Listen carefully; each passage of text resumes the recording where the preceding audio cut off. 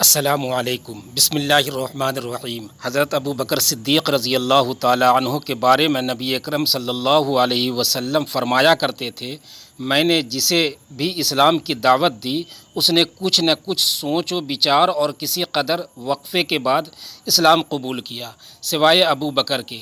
وہ بغیر ہچکچاہٹ کے فوراً مسلمان ہو گئے۔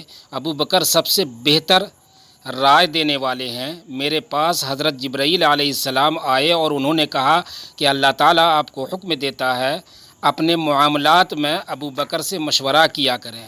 نبی کریم صلی اللہ علیہ وسلم کے لیے حضرت ابو بکر صدیق رضی اللہ تعالی عنہ وزیر کے درجے پر تھے۔ آپ صلی اللہ علیہ وسلم ہر معاملے میں ان سے مشورہ لیا کرتے تھے۔ ایک حدیث میں آتا ہے، نبی اکرم صلی اللہ علیہ وسلم فرماتے ہیں، اللہ تعالیٰ نے میری مدد کے لیے 4 وزیر مقرر فرمائے ہیں۔ ان میں سے 2 آسمان والوں میں سے ہیں، یعنی حضرت جبرائیل علیہ السلام اور حضرت میکائیل علیہ السلام، اور 2 زمین والوں میں سے ایک حضرت ابو بکر صدیق رضی اللہ تعالی عنہ اور دوسرے حضرت عمر فاروق رضی اللہ تعالی عنہ۔ اسلام لانے سے پہلے حضرت ابو بکر صدیق رضی اللہ تعالی عنہ نے ایک خواب دیکھا تھا۔ خواب میں آپ رضی اللہ تعالی عنہ نے دیکھا کہ چاند مکہ میں اتر آیا اور اس کا ایک ایک حصہ مکہ کے ہر گھر میں داخل ہو گیا ہے، اور پھر سارے کا سارا ابو بکر صدیق رضی اللہ تعالی عنہ کی گود میں آ گیا ہے۔ آپ نے یہ خواب ایک عیسائی عالم کو سنایا۔ اس نے اس خواب کی یہ تعبیر بیان کی کہ تم اپنے پیغمبر کی پیروی کرو گے جس کا دنیا انتظار کر رہی ہے اور جس کے ظہور کا وقت قریب آ گیا ہے، اور یہ کہ پیروکاروں میں سب سے زیادہ خوش قسمت انسان ہوں گے۔ ایک روایت کے مطابق عالم نے کہا تھا، اگر تم اپنا خواب بیان کرنے میں سچے ہو تو بہت جلد تمہارے گاؤں میں سے ایک نبی ظاہر ہوں گے۔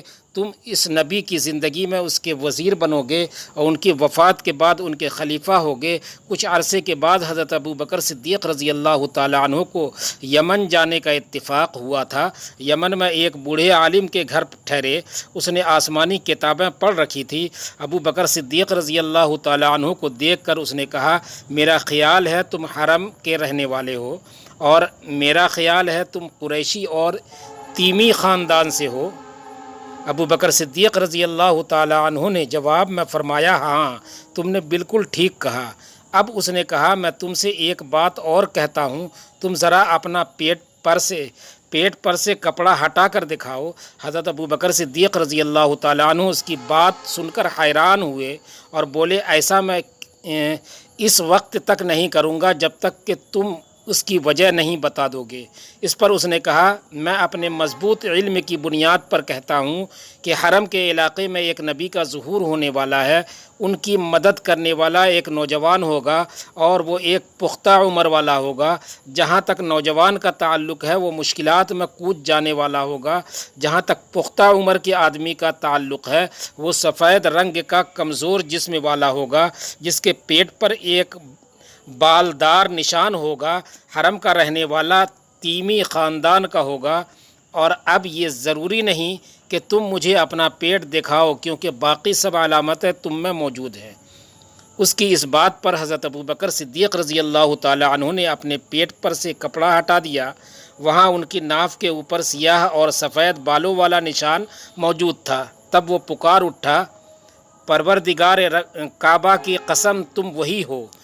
دوستو، چینل کو سبسکرائب ضرور کریں۔